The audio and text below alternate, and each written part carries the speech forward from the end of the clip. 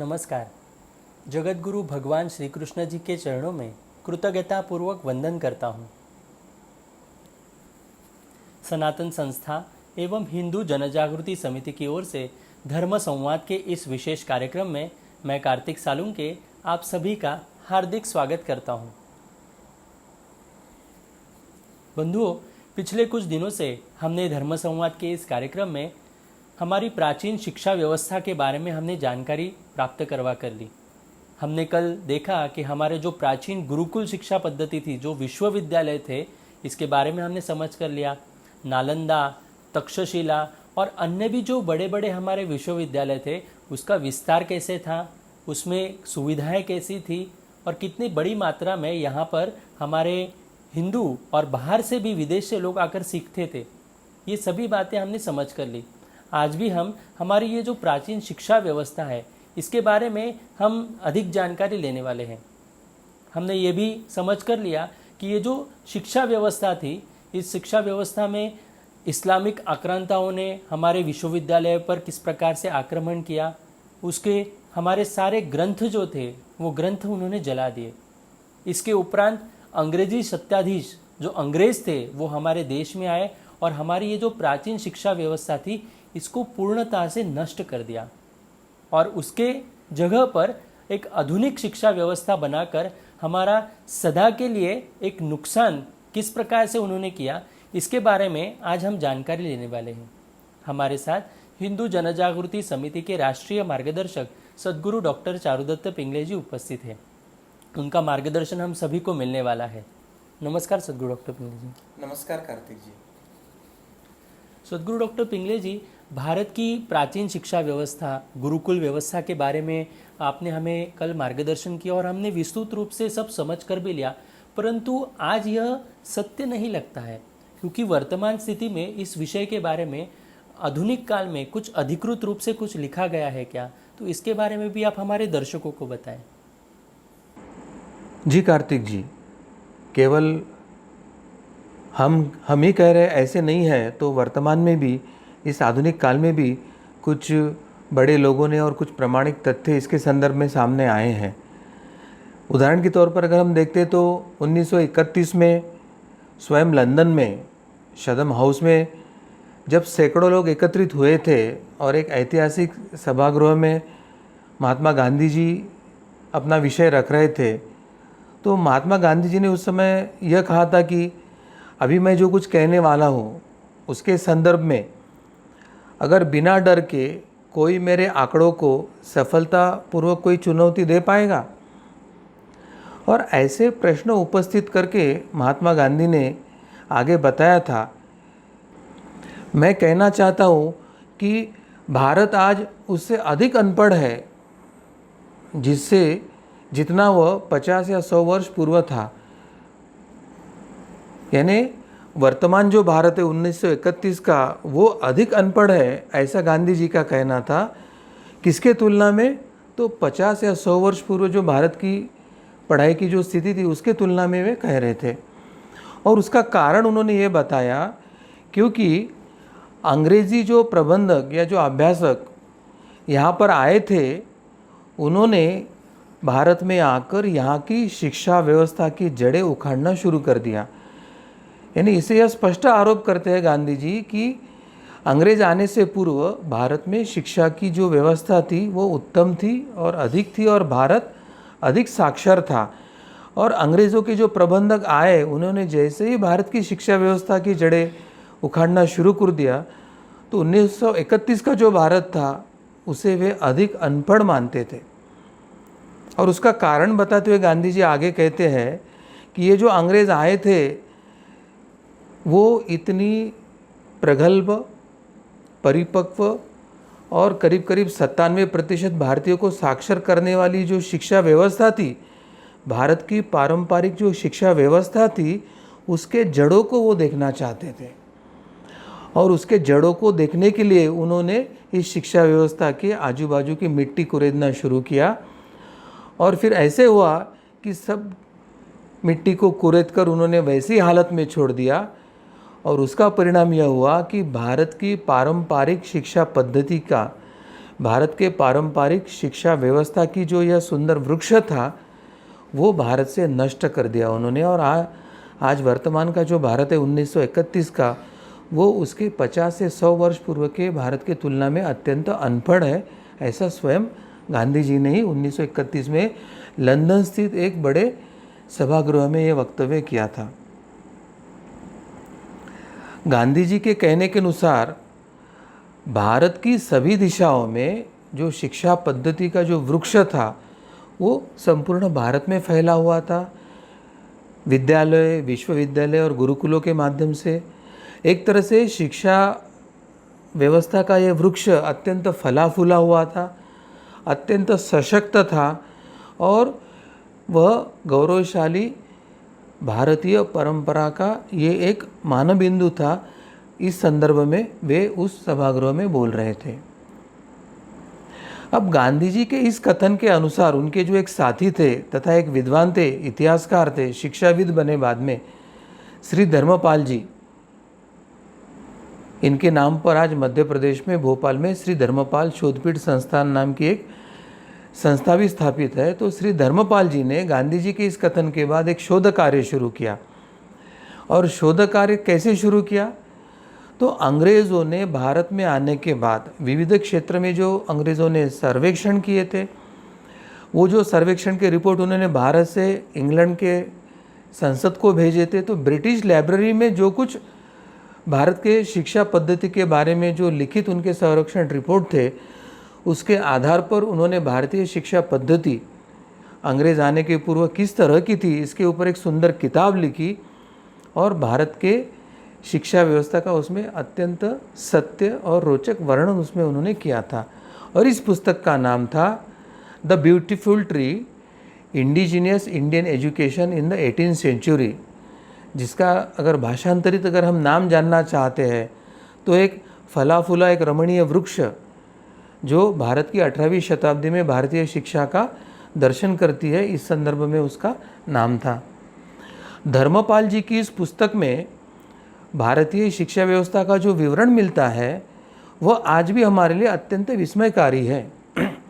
क्यों विस्मयकारी? इसलिए क्योंकि अंग्रेज़ और अंग्रेज़ों के बाद जो ये नए सेकुलर भारतीय संस्कारें बनी थी, उन्होंने जो हमें अपनी ही शिक्षा पद्धति के बारे में, भारत की साक्षरता के बारे में, भारत की पारंपरिक शिक्षा के बारे में जो जानकारी हमसे सत्य छुपाई है, झूठी और षड्यंत्रकारी जो जानकारी हमें दिया है, तो इस झूठे और षड्यंत्रकारी जानकारी के पार्श्वभूमि पर श्री धर्मपाल जी का ये जो पुस्तक है ये अत्यंत विस्मयकारी जानकारी हमें देता है।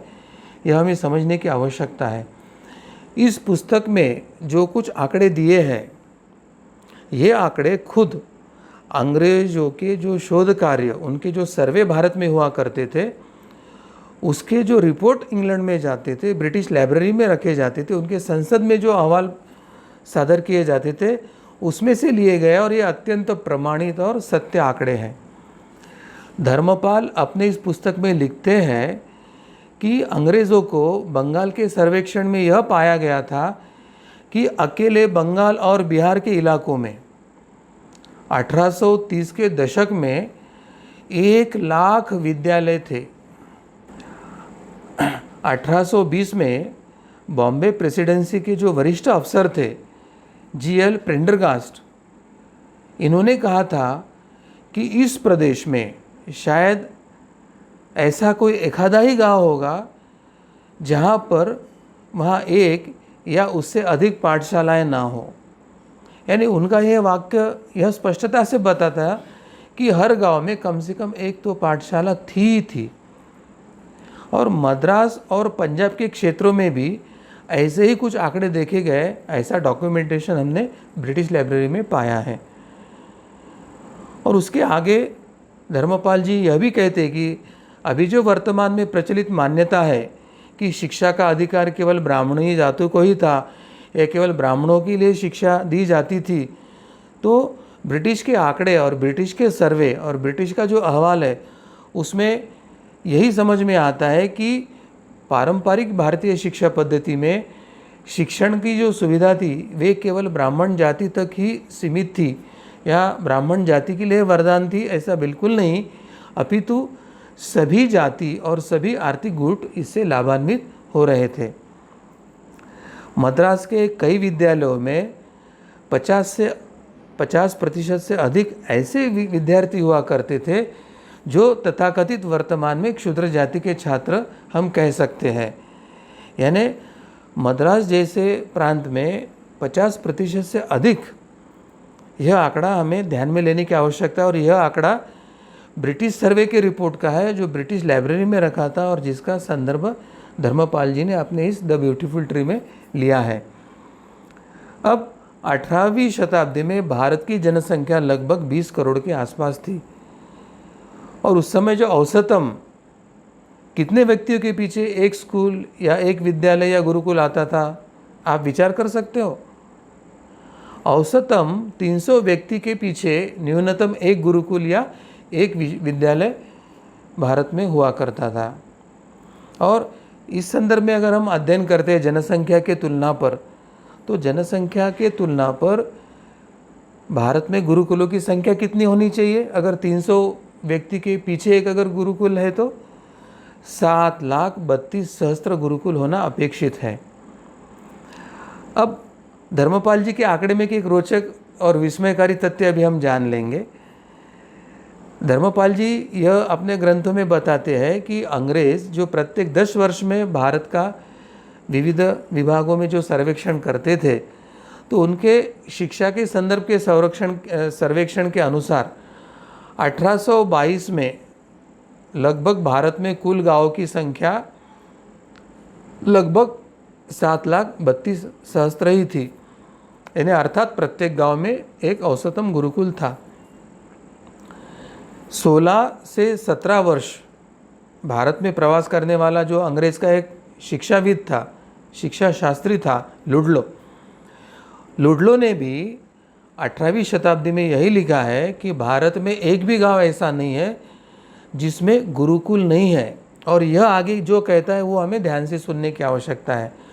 लुडलो आगे ऐसे कहता है कि मैंने एक भी बालक ऐसे नहीं देखा जो गुरुकुल में जाता नहीं और शिक्षा नहीं पाता होगा। यानी ये सबसे महत्व की बात है कि भारत में सभी के लिए शिक्षा थी। 1822 के आसपास भारत में 7,32,000 गुरुकुल थे। केवल बच्चे नहीं, पुरुष नहीं, तो स्त्रियों के लिए भी वहाँ शिक्षा शुरू थी।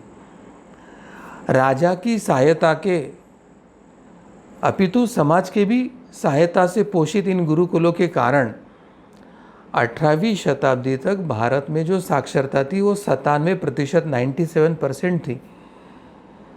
और परंपरा से बालक की आयु 5 वर्ष, 5 माह और 5 दिवस इतने होते ही बालक का गुरुकुल में प्रवेश हो जाता था।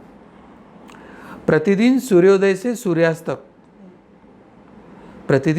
से सूर्यास्त तक ये अध्ययन का अभ्यास का क्रम चलता था और यह उस बालक के जीवन में 14 वर्ष तक चलता था।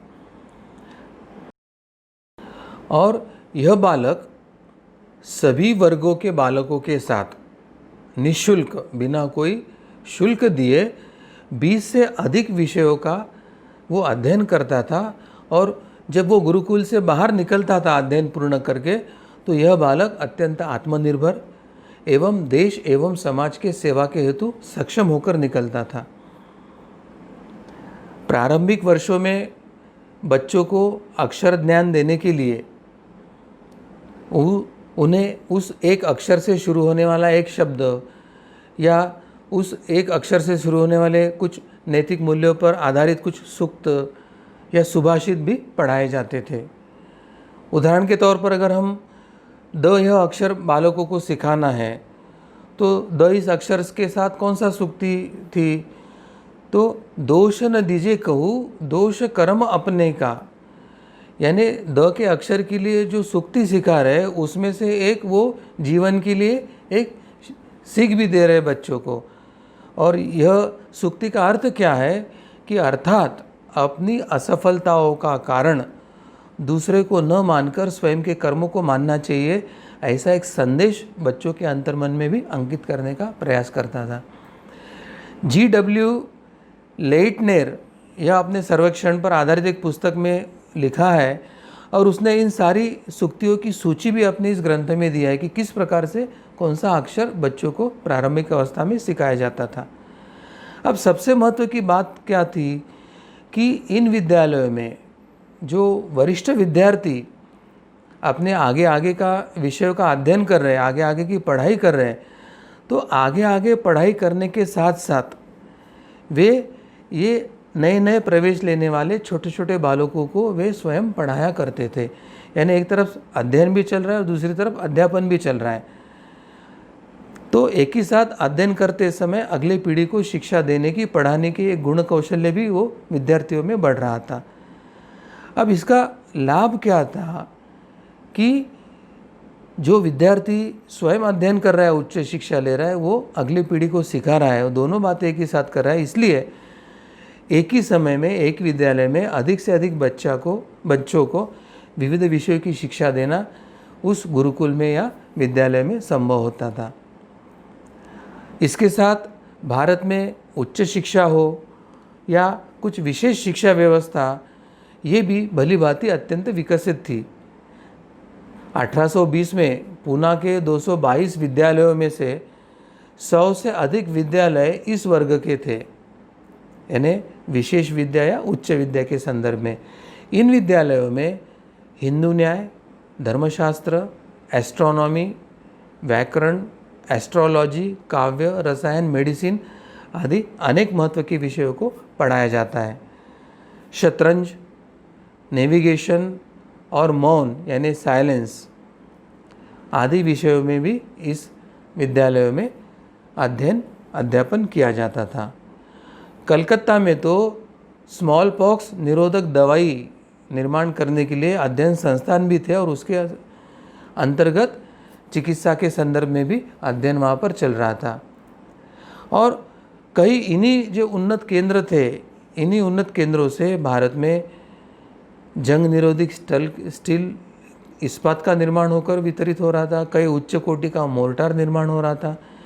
जहाज़ों के लिए वाटर प्रूफिंग के लिए जो द्रव्य लगते हैं उसका अनुसंधान शोध करके वो निर्माण हो रहे थे। तो कई बर्फ़ आदि बनाने की जो अत्याधुनिक तकनीकी है उसका वहाँ पे निर्माण हो रहा था। यानी केवल कुछ तत्वज्ञान या ऐसी ही शिक्षा थी ऐसे नहीं, तो कुछ व्यवहारी, वैज्ञानिक, तकनीकी ऐसे भी शिक्षाओं का उसमें अध्ययन हो रहा था। इन गुरुकुलों में या बाद में शिक्षा या विद्यालयों में शिक्षा का जो माध्यम था वह मुख्यतः संस्कृत, हिंदी, पर्शियन, गुरुमुखी ऐसे अनेक विषयों में था और इन भाषाओं में पुस्तक भी लिखित उपलब्ध हो रहे थे। मगर एक बात पूरे देश में एक सामायिक थी कि देश के हर विद्यालयों में 3 पुस्तक, एक रामायण, दूसरा महाभारत और तीसरी भगवत गीता, ये तीनों पढ़ाए ही जाते थे।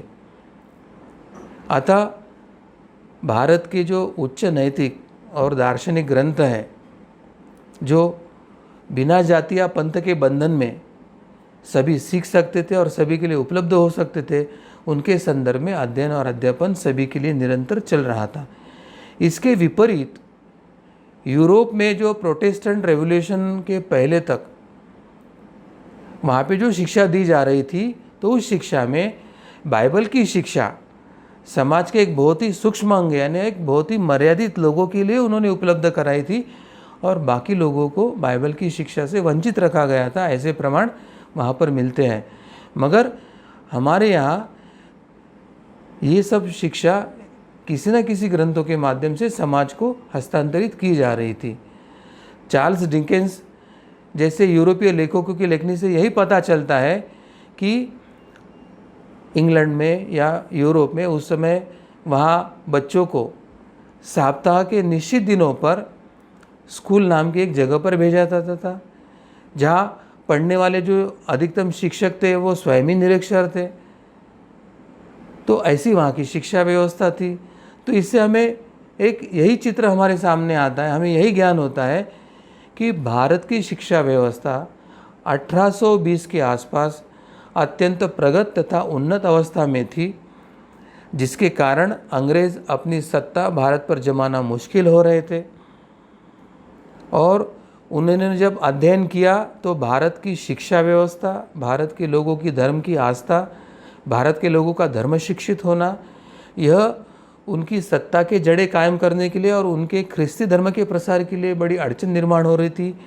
और फिर लॉर्ड मैकाले के षड्यंत्र के तहत उन्होंने जो भारतीय शिक्षा के जड़ें कुरेद कर ये शिक्षा प्रणाली का जो वृक्ष नष्ट करने का जो प्रयास शुरू किया और 1947 तक के केवल 17% भारत के लोग शिक्षित बच गए थे। 1820 में कहाँ 97% और 1947 में कहाँ 17%। तो इससे यही ख्याल में आता है कि षड्यंत्रपूर्वक भारतीय शिक्षा पद्धति को नष्ट करके, भारतीयों को शिक्षा से वंचित करके, भारतीयों को निरक्षर करके, फिर पश्चिमी देशों ने अपनी शिक्षा व्यवस्था को भारत पर लाद कर और उसके बाद फिर भारत पर यह आरोप करना शुरू किया कि भारत के लोग पिछड़े हैं, अशिक्षित है, ये जंगलों में रहने वाले हैं, ये आदिवासी है, ये सांप हाथी के साथ खेलने वाले सपेरे हैं। तो यह सब जो षड्यंत्र तहत भारत को बदनाम करने की प्रक्रिया चली, ये संपूर्ण आरोप अत्यंत निराधार है। हमको ये सच्चा इतिहास जो ब्रिटिशों के सर्वे पर आधारित है, जो ब्रिटिश लाइब्रेरी में उपस्थित है और जो ब्रिटिशों ने लिखा हुआ है, उन तथ्यों को लेकर वापस समाज में जाकर भारत के साक्षरता की, शिक्षा व्यवस्था की सत्य स्थिति सबको अवगत कराने की आवश्यकता है और पुनश्च भारत को विश्वगुरु बनाने हेतु, भारत को हिंदू राष्ट्र स्थापने के हेतु यह गौरवशाली शिक्षा परंपरा पद्धति को स्थापित करने की आवश्यकता है। और इसलिए कार्तिक जी, ये जो वर्तमान में हमने हिंदू राष्ट्र का अभियान लिया है, तो उसके अंतर्गत यह शिक्षा पद्धति का प्रसार प्रचार और सरकार को बाध्य करना कि वो हमारी पारंपरिक शिक्षा पद्धति को पुनश्च लागू करे, ऐसे अभियान हमको लेना पड़ेगा, ऐसे लगता है। सदगुरु डॉक्टर पिंगले जी, आपने अभी हमें मार्गदर्शन किया तो उसमें ये बताया कि शिक्षा व्यवस्था में 20 से अधिक विज्ञान की शाखाएं थी। तो कृपया इस विषय में भी बताएं, क्योंकि सर्वसाधारण धारणा तो यही है कि विज्ञान की खोज जो है तो वो भारत में जो अंग्रेज आए थे तो उनकी उपलब्धि है, तो इस प्रकार से हमें बताया जाता है। तो कृपया इसके बारे में भी आप हमारे दर्शकों को मार्गदर्शन करें। कार्तिक जी, बहुत मूलभूत प्रश्न आपने पूछा है, क्योंकि अभी जो वर्तमान में शिक्षा दी जा रही है, जो इतिहास सिखाया जा रहा है या वो हमारी शिक्षा पद्धति की जो जानकारी बताई जा रही है, उससे यही सर्वसाधारण धारणा बनी है कि विज्ञान की खोज तो भारत में कभी हुई नहीं थी और आज जो कुछ भारत में विकास हुआ है वो केवल अंग्रेज़ों के ही कारण हुआ है। ऐसी जो चर्चा चल रही है, तो उसका वास्तविकता क्या है वह हम सबको ध्यान में लेने की आवश्यकता है। सर्वप्रथम जो एक भ्रम भारत में फैला हुआ है कि भारत के गुरुकुल के बारे में यह कहा जाता है कि यहाँ केवल संस्कृत भाषा में ही शिक्षा दी जाती थी, यह अत्यंत गलत है। भारत में विज्ञान की 20 से अधिक शाखाएं रही थी और ये केवल मर्यादित थी ऐसे नहीं थी, तो दिन ब दिन वो पल्लवित होते जा रही थी, उसमें विकास हो रहा था, उसमें निरंतर वृद्धि हो रही थी। और ये 20 शाखाएं कौन सी थी वह भी हम समझ लेंगे। ये जो प्रमुख 20 शाखाएं थी उसमें सबसे महत्व का खगोल शास्त्र, यानी ग्रहों की गति, ग्रहणों के बारे में जब पाश्चात्य देशों को कुछ भी ABCD भी पता नहीं था, उस समय कब ग्रहण लगेगा ये 100-200 वर्ष के बाद की भी स्थिति हमारे खगोल शास्त्री बता सकते थे। नक्षत्र शास्त्र, नक्षत्र की गति क्या है, उदय अस्त क्या है, कौन से समय कौन से नक्षत्र में भ्रमण रहता है, तो इसके बारे में जो बिना कोई दूरबीन की, बिना कोई टेलीस्कोप की या बिना कोई आधुनिक तंत्रज्ञान या बाह्य उपकरणों के बिना जो हमारा ये प्रगत शास्त्र था वो अत्यंत अभ्यासपूर्ण था। बर्फ बनाने का विज्ञान भारत में प्राचीन काल से ही था। धातु शास्त्र, यानी जमीन में से खनिज कैसे निकाले, खनिज से धातु कैसे निर्माण करें और धातु की गुणवत्ता कैसे अच्छी हो, कुतुब मीनार का जो विजय स्तंभ हो या हम जो हमारे 800-1000 वर्ष पूर्व, 2000 वर्ष पूर्व जो हमारे पारंपरिक मंदिर या अजंता एलोरा के जो मॉन्यूमेंट्स बने हैं, तो उसमें जो उपयोग किया गया है, तो धातु की क्षमता और गुणवत्ता कितनी थी वही हमें पता चलती है कि 1400 वर्ष के बाद भी उसको लोह स्तंभ को गंज नहीं लगा, रस्टिंग नहीं हुआ और अभी तक उसका केमिकल एनालिसिस करके ये लोहा कैसे बना, यह पाश्चात्य लोग अभी तक ढूंढ नहीं पाए हैं। रसायन शास्त्र प्रगत था, रसायन विद्या प्रगत थी, पारे से सोना बनाने की प्रक्रिया होती थी, सुगंधित द्रव्य यहाँ बनते थे।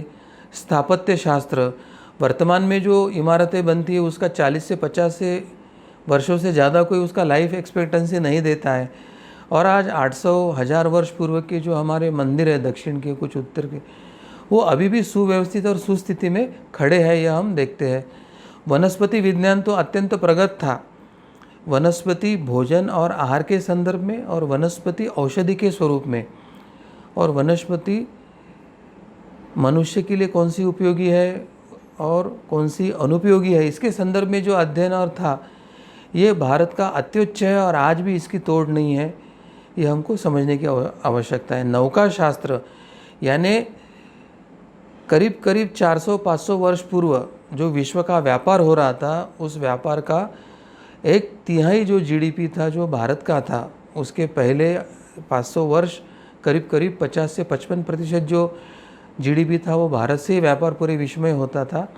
तो बड़ी बड़ी नौकाओं में व्यापारी अपने साहित्य को भरकर विश्व में व्यापार के लिए निकलते थे। तो नौका निर्माण, नौका नयन और नौका के लिए जो दिशा दर्शन का जो एक क्षमता थी, तो ये शास्त्र भारत में अत्यंत उच्च कोटि में और प्रगल्भ अवस्था में था। यंत्र विज्ञान, आयुर्विज्ञान के संदर्भ में तो हम यही कह सकते हैं कि आधुनिक जो मॉडर्न मेडिसिन का डेवलपमेंट है, उसका मूल आधार हमारा पारंपरिक चिकित्सा शास्त्र ही है, चरक हो या सुश्रुत हो। इन ऋषि मुनियों के ग्रंथों के आधार पर ही, चाहे शल्य चिकित्सा हो, प्लास्टिक सर्जरी हो या मेडिसिन का डेवलपमेंट हो, इसका मूल आधार है वो भारतीय जो चिकित्सा शास्त्र है, उसके आधार पर ही ये बना हुआ है। और इन विषयों के अलावा सैन्य विज्ञान, युद्ध कला, शौर्य या अन्य संगीत, वाद्य, अनेक जो कलाएं थी, शिल्प है, चित्र है, कला है, इस संदर्भ में भी अध्ययन अध्यापन चल रहा था।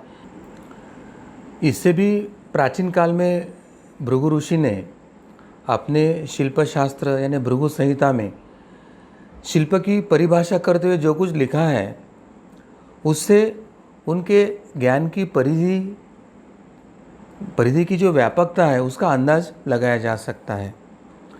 भृगु संहिता में वे लिखते हैं, नाना विधानाम वस्तूनाम यंत्रणाम कल्प संपदा धातूनाम साधनानाम च वस्तूनाम शिल्प सन्निहितम कृषिम जलम खनिश्चेति धातुखंडम त्रिधाभिधम नौका रथाग्नि यानानाम कृति साधनमुच्चे वेश्म प्रकारा नगर रचना वास्तु सन्निहितम। यानी इस सूत्र में भृगु ऋषि 10 शास्त्रों का उल्लेख कर रहे हैं और वे कहते हैं, यानी उन्होंने जो 10 शास्त्र का उल्लेख किया वे है कृषि शास्त्र, जल शास्त्र, खनिज शास्त्र, नौका शास्त्र, रथ शास्त्र, अग्नियान शास्त्र, वेश्म शास्त्र यानी वास्तु या घर निर्माण, प्रकार शास्त्र, नगर रचना, यंत्र विज्ञान शास्त्र, यानी ऐसे 10 शास्त्रों का वो उसमें उल्लेख करते हैं। इसके अतिरिक्त 32 प्रकार की विद्याएं तथा 64 प्रकार की कलाओं का उल्लेख भी अलग अलग जगह आता है। इन विद्याओं के अनेक ग्रंथ थे, वे बड़ी संख्या में थे, वे अभी सब लुप्त हो गए। खिलजी आदि जो मुस्लिम आक्रांताओं ने जिस प्रकार से हमारे विश्वविद्यालय नष्ट किए, उसके ग्रंथालय जलाकर नष्ट किए, उससे हमारे जो अनमोल ग्रंथ संपदा थी वो जलकर राख बन गई।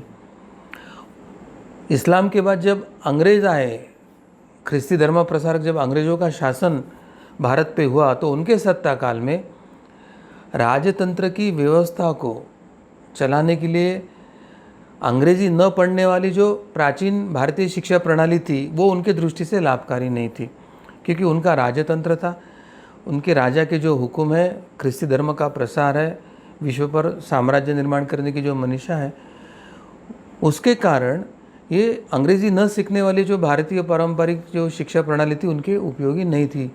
इसी कारण उन्होंने इस शिक्षा प्रणाली को नष्ट करते करते अपने स्कूल, कॉलेज आदि जो नई कागजी डिग्री लेने के ऊपर जो आधारित है अंग्रेज़ी शिक्षा प्रणाली, धीरे धीरे भारत में स्थापित करना शुरू किया। दूसरी ओर ब्रिटिश सरकार द्वारा जो कर भारतीयों पर लादे गए थे, तो टैक्सेशन जो लगाया गया था, तो उसके कारण भारतीय समाज टैक्स भरते भरते जो पारंपरिक जो विद्यालय या गुरुकुल थे तो उसकी आर्थिक आवश्यकताएं पूर्ण करने में धीरे धीरे असमर्थ होते गए और आर्थिक निधि के अभाव में भी ये शिक्षा परंपरा, गुरु परंपरा धीरे धीरे लय के तरफ, नष्ट होने के तरफ गई। इसलिए इस कालावधि में भारत में साक्षरता इतनी तेज़ी से घटी, शिक्षा लेने की प्रक्रिया इतनी तेज़ी से कम हुई और प्राचीन से प्राचीन जो विद्यालय है वो समाप्त होने लगे और इसका परिणाम यही हुआ कि भारतीय शिक्षा व्यवस्था धीरे धीरे ध्वस्त होकर साक्षरता का प्रमाण तेज़ी से घट गया।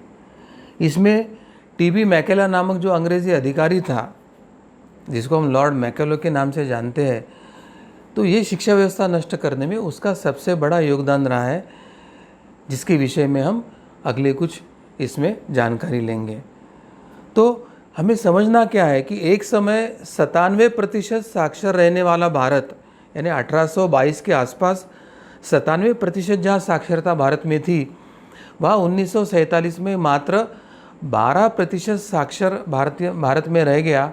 इतना बड़ा ये 130 वर्षों के षड्यंत्र के कालावधि में यह सब बदलाव भारत में हुआ है।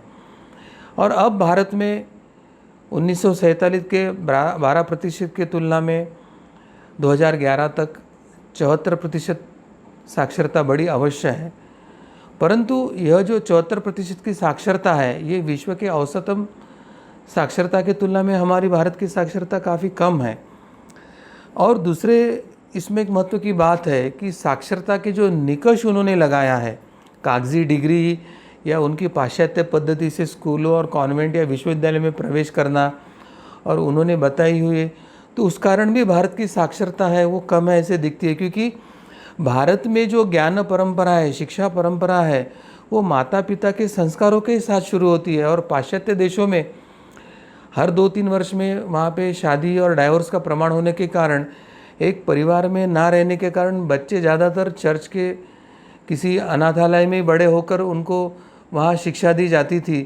तो उनकी तुलना में संस्कारों की द्वारा, पारंपरिक पद्धति से द्वारा जो शिक्षा और साक्षरता भारतीयों को मिलती, वो पाश्चात्य लोगों के निकष में नहीं बैठती है, करके भी भारत की साक्षरता कम आती है, वो एक अलग बात है। तो आज अगर हम देखते हैं कि विश्व के सभी देशों में जो निरक्षरों की संख्या है, उसमें भारत की सबसे अधिकतम में आती है। और दुर्भाग्य यही है कि इसी भारत ने कभी संपूर्ण विश्व को, चाहे वह विज्ञान में हो, चाहे खगोल शास्त्र में हो, चाहे गणित में हो, चाहे चिकित्सा में हो, पूरे विश्व ने भारत से ही प्रेरणा लिया था। और आज ऐसी उल्टी स्थिति हुई कि आज भारत के बच्चे हार्वर्ड यूनिवर्सिटी, कैम्ब्रिज विश्वविद्यालय में पढ़ने का सपना देखते हैं। तो एक तरह से यह एक टोटल शिफ्ट हुआ है। मगर ये संकट को हम हाथ पर हाथ रख के नहीं देख सकते हैं। अपनी प्राचीन शिक्षा पद्धति, गुरुकुल परंपरा, हमारे पाठ्यक्रम जो अभ्यासक्रम थे, उसकी सब पुनरुज्जीवन और पुनरुत्थान करने की आवश्यकता है। पुनश्च गुरुकुल परंपरा और शिक्षा पद्धति को स्थापित करने की आवश्यकता है। और जूना वही सोना, पुराना वही सोना। तो भारत को फिर से सोने की चिड़िया बनाने के साथ एक अत्यंत साक्षर और सक्षम, विकसित और प्रगल्भ देश बनाने के लिए, विश्वगुरु बनाने के लिए हमें प्रयास करने की आवश्यकता है। सदगुरु डॉक्टर पिंगले जी, भारत की प्राचीन शिक्षा व्यवस्था में विद्यार्थी जो थे तो उनके चरित्र के निर्माण के ऊपर विशेष प्रयास किया जाता था। तो इसके संदर्भ में भी उस काल के जो उच्च चरित्र के जनसमुदाय थे, तो इनके संदर्भ में भी आप हम सभी को जानकारी दें। भारतीय प्राचीन शिक्षा व्यवस्था का सबसे महत्व का जो केंद्र बिंदु था, वो विद्यार्थी का चरित्र और चरित्र निर्माण। यानी इस शिक्षा से विद्यार्थी ऐसे चरित्र को लेके आए कि वे अपने परिवार हो, अपना समाज हो, अपना राष्ट्र हो, इन दायित्व को वो निभा पाए और वह एक समाज में आदर्श बन के रहे।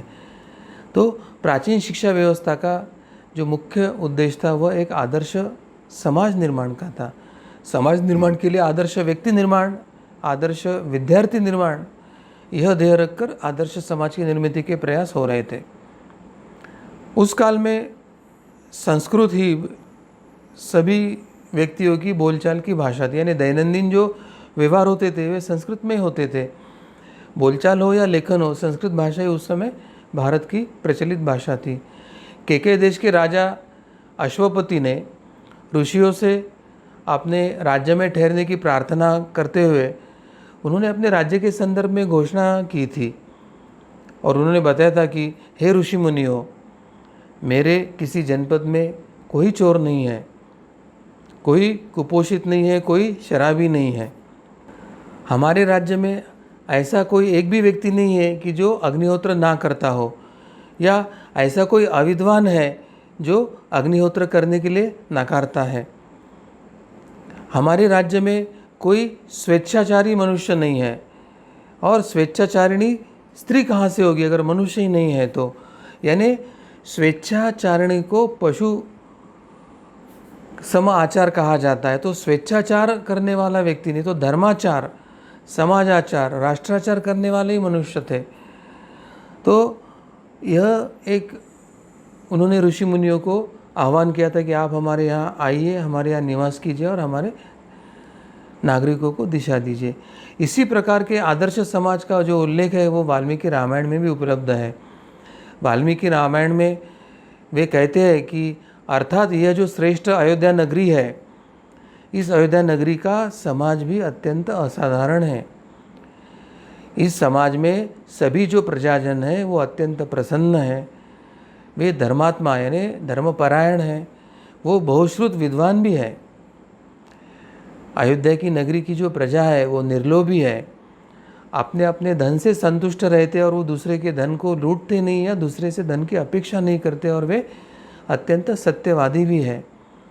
अयोध्या नगरी के कोई भी नागरिक आलस्य नहीं करते हैं, कामचुकार नहीं है, कंजूस नहीं है और क्रूर नहीं है। इस नगरी में कोई व्यक्ति ना तो मूर्ख है ना नास्तिक है। इस व्यक्ति में कोई व्यक्ति न ही अग्निहोत्र करना टालता है ना पंचयज्ञ करना टालता है, या वो छोटी सोच वाला, निम्न सोच वाला हो या चोरी करने वाला हो, ऐसा एक भी व्यक्ति हमारे इस नगरी में नहीं है। हमारी नगरी में ऐसा कोई व्यक्ति नहीं है जो सदाचारी ना हो या जो वर्ण संकर से हुआ हो। यानी अयोध्या की जो गौरवशाली परंपरा है उसमें उसके गुणवाचक जो रामायण में बताया वही हमने अभी समझ के लिया। यानी आज के काल में कोई स्वप्न में भी शायद ऐसे आदर्श समाज की कल्पना भी नहीं कर सकता है, क्योंकि अभी हम जो देख रहे हैं वो अत्यंत विकट अवस्था वाला समाज देख रहे हैं। भ्रष्टाचार से ओतप्रोत, दुर्गुणों से ओतप्रोत, क्रूरता से ओतप्रोत, स्वार्थी भाव से ओतप्रोत, अपने कर्तव्य को टालने वाला, धर्म कर्तव्य को टालने वाला, पारिवारिक कर्तव्य को टालने वाला, ऐसे एक अराजक समाज का वर्तमान परिप्रेक्ष्य है। इसी से हमें समझ में आता है कि समाज की उन्नति का जो मूल्य है वो उत्तम शिक्षा व्यवस्था और उत्तम राज्य व्यवस्था से होती है, और उत्तम राज्य व्यवस्था ये धर्म पर आधारित हो, ऐसी व्यवस्था से ही उत्तम राज्य व्यवस्था संभव होती है।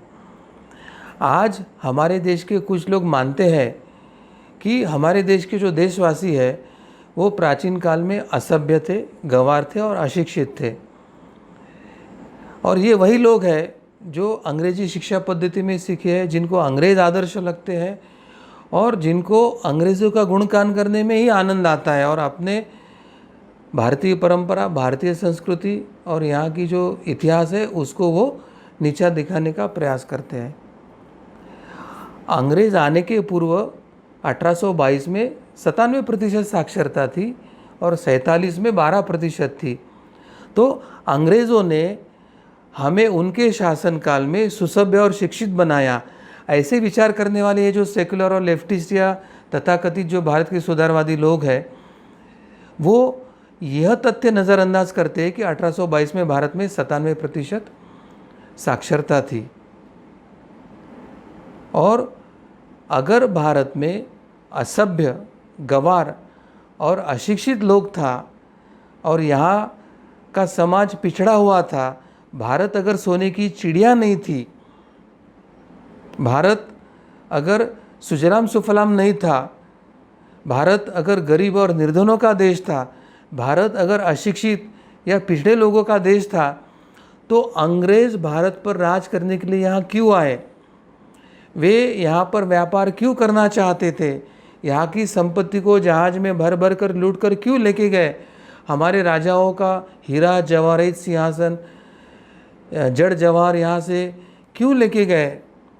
अगर ये निर्धन और गरीब लोगों की अगर ये बस्ती थी तो यहाँ पे उन्होंने किसके साथ व्यापार किया। यह अगर प्रश्न हम पूछने का प्रयास करते तो भी हमें इन लेफ्टिस्ट या ये सेकुलर वालों की जो मूर्खता है उसका अपने आप हमें पता चलता है कि ये कितने अंधभक्त है अंग्रेज़ों के, और अंग्रेज़ों का गुणगान कर रहे हैं और स्वयं के देश के, स्वयं के संस्कृति को, स्वयं की गौरवशाली परंपरा को कैसे वो निम्न या नीचा दिखाने का प्रयास कर रहे हैं। अंग्रेज़ भारत में आने से पहले ये भारतीय उपखंड साहित्य में, संगीत में, कला में शिल्प है, चित्र है और सभी प्रकार की कला है, वेद इत्यादि जो ग्रंथ है, दर्शन शास्त्र है, खगोल विज्ञान है, धातु विज्ञान है, इन सभी क्षेत्रों में भारत की उल्लेखनीय प्रगति कैसे हुई थी। अगर भारतीय समाज अगर अशिक्षित और पिछड़ा था तो यह प्रगति कैसे हुई थी, इसका भी विचार करने हमें आवश्यक है। विश्व की पहचान अगर संत के माध्यम से होती है तो राष्ट्र की पहचान राजा के माध्यम से होती है, और व्यक्ति की योग्यता की पहचान उसके गुरु के माध्यम से होती है। परंतु आज वामपंथी जो भारत के लोग हैं उनके द्वारा यही गलत प्रचार किया जाता है कि भारत में जो शिक्षा थी वो शिक्षा केवल ब्राह्मणों के लिए थी और अन्य किसी को भारत में शिक्षा नहीं मिलती थी। अगर एक बार यह भी हम समझ लेते हैं कि ब्राह्मण अगर वैदिक ज्ञान के शिक्षक होने के अगर वे अधिकारी थे, परंतु ज्ञान की जो अन्य लौकिक धाराएं थी जैसे शिल्पकला है, वास्तुकला है, संगीत कला है, नृत्य कला है आदि विषयों पर ब्राह्मणों का कभी एकाधिकार नहीं रहा था। इन क्षेत्रों में अन्य वर्णों के लोग भी गुरु के गरिमामय पद पर बैठकर समाज को अध्ययन और अध्यापन कर रहे थे। आध्यात्मिक ज्ञान के क्षेत्र में तो वर्ण को प्राथमिकता ही नहीं थी। आत्मज्ञान के कारण क्षुद्र वर्ण में जन्मे हुए कोई भी गुरु के आसन पर बैठने के लिए भारत में पर्याप्त अवसर मिला था। और हमको अगर महर्षि व्यास, विश्वामित्र से लेकर अगर कोई भी 10 ऋषि के अगर नाम स्मरण होते हैं और जो हमारे लिए आज भी पूज्य है जाति और इससे ऊपर उठकर, तो हमें ख्याल में आता है कि यह जो सब है वह ब्राह्मण जाति से नहीं है। इतिहास में क्षुद्र वर्ण में जन्मे संतों को समाज के सभी वर्णों ने मान्यता दिया था और उसको भरपूर सम्मान भी दिया था। ऐसे अनेक उदाहरण वर्तमान काल में भी हमें मिलते हैं। मीराबाई जो हमारी संत है, कृष्ण भक्त थी, वह थी तो क्षत्राणी, परंतु वो शिष्य किसकी बनी, तो संत रविदास जी की बनी। संत कबीर जुलाहे थे और बहुत सारे ब्राह्मण और क्षत्रिय उन्होंने उनका शिष्यत्व ग्रहण किया था। महाराष्ट्र के वारकरी संप्रदाय में तो सभी वर्णों के संतों को प्रगाढ़ मान्यता है और आज भी वो अत्यंत उपास्य और उनकी भावभक्ति किया जाता है। तो इन सब बातों से यही पता चलता है कि भारतीय में जो वामपंथी है, वामपंथी समर्थक है, वामपंथी इतिहासकार है, या वामपंथी की आड़ में जो सेक्युलर स्वयं को कहते हैं, जो स्वयं को प्रोग्रेसिव कहते हैं, या एक प्रकार से जो क्रिश्चियन मिशनरिया या यूरोप के समर्थक हैं जो भारत में भारतीय परंपरा को नष्ट करके यूरोपीय परंपरा को स्थापित करना चाहते हैं, तो वो जो भारत में प्रचार कर रहे हैं कि भारत पिछड़ा देश था, अशिक्षित लोगों का देश था, यहाँ पे कोई प्रगति नहीं थी, यहाँ के लोग निर्धन थे, गरीब थे, तो यह प्रचार अत्यंत झूठा है। ये भारत की जो गौरवशाली परंपरा है उसकी सच्चाई इतिहास को दबाने वाली है और अंग्रेज़ों का गुणगान करके अंग्रेज़ी की मानसिक गुलामी करते हुए अंग्रेज़ी के विचारों को भारत पर लादने वाली है। तो यह सत्य और वस्तुस्थिति को समझकर हमको यह चक्र उल्टा घुमाने का समय आया है। ये झूठे प्रचार का पर्दाफाश करने का समय आया है। इस वामपंथी विचारकों को सत्य क्या है, वो सत्य इतिहास अभी प्रतिपादित करने के लिए बाध्य करने का समय आया है।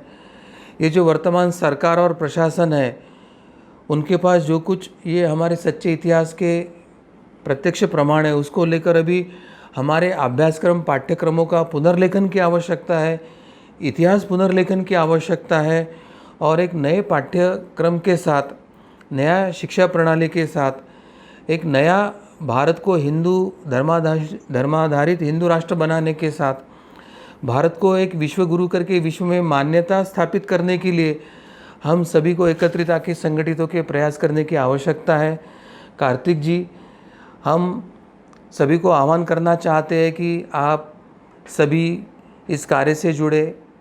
भारत को केवल हिंदू राष्ट्र बनाना यहाँ तक सीमित नहीं, तो भारत को विश्व गुरु बनाकर पूरे विश्व में भारतीय संस्कृति और धर्म प्रचार करके, यह विश्व ही मेरा घर है, यह विश्वचिया माझे घर, वसुदैव कुटुंबकम, यह विश्व ही मेरा कुटुंब है, इस भावना को स्थापित करने के लिए हमें कार्य करने की आवश्यकता है। मैं भगवान श्री कृष्ण के चरणों में यही प्रार्थना करता हूँ कि हम सबको बल दे, हम भारत को हिंदू राष्ट्र करके स्थापित कर सके, हम भारत को विश्व गुरु करके स्थापित कर सके, और इसके लिए आप ही हमें सहायता कीजिए।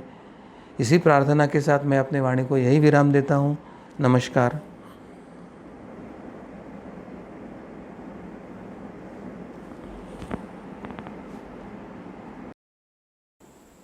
सदगुरु डॉक्टर पिंगले जी, आपने अभी जो हमें यहाँ पर मार्गदर्शन किया, तो इससे हम सभी को ये बात तो स्पष्ट हो गई कि भारत में अंग्रेज आने से पहले ही यहाँ पर शिक्षा व्यवस्था थी, यहाँ पर धातु शास्त्र पढ़ाया जाता था, यहाँ पर अलग अलग हमारे खगोल शास्त्र की में प्रगति हमने की थी। 14 विद्याएं और 64 कलाएं यहाँ पर विश्वविद्यालय के माध्यम से, गुरुकुल के माध्यम से यहाँ पर पढ़ाया जाता था। तो केवल अंग्रेज आने के कारण यहाँ पर उच्च स्तरीय शिक्षा शुरू हुई है, तो ऐसे कुछ नहीं है। तो ये जो जानकारी आज हमारे समाज तक जानी चाहिए, तो इसके लिए मुझे लगता है हम सभी ने एकत्रित मिलकर अभी यहाँ पर संगठित रूप से प्रयास करने चाहिए। ये जो मैकॉले शिक्षा पद्धति है, तो इसका हमें किस प्रकार से इसको दूर करके हमारी प्राचीन जो शिक्षा व्यवस्था है उसे हमें पुनः भारत में पुनर्स्थापित करना पड़ेगा, और एक भारत को फिर से एक बार हम विश्व गुरु पद पर भी लेकर जा सकते हैं। तो मेरा आप सभी दर्शकों से अनुरोध है, ये जो आप अभी मालिका यहाँ पर देख रहे हैं कि भारत की प्राचीन शिक्षा व्यवस्था, इसके बारे में अधिक से अधिक लोगों तक यह जानकारी पहुँचाने हेतु आप भी हमें सहकार्य कीजिए और अधिक से अधिक लोगों तक इसे फॉरवर्ड कीजिए, शेयर कीजिए, हमारे चैनल को सब्सक्राइब कीजिए। आने वाले दिनों में हम कुछ महत्वपूर्ण विषय आपके सामने लेकर आने वाले हैं, इसलिए आप नोटिफिकेशन भी इसका ऑन करके रख सकते हैं। हम आप सभी को नए नए वीडियोस के माध्यम से हमारी हिंदू संस्कृति के बारे में, हिंदू धर्म के बारे में, धर्म की महानता के बारे में आप तक हम पहुंचाने का प्रयास करेंगे। हम सभी यहाँ पर भगवान श्री कृष्ण जी के चरणों में कृतज्ञता व्यक्त कर आज के इस कार्यक्रम को यहीं पर विराम देते हैं। नमस्कार।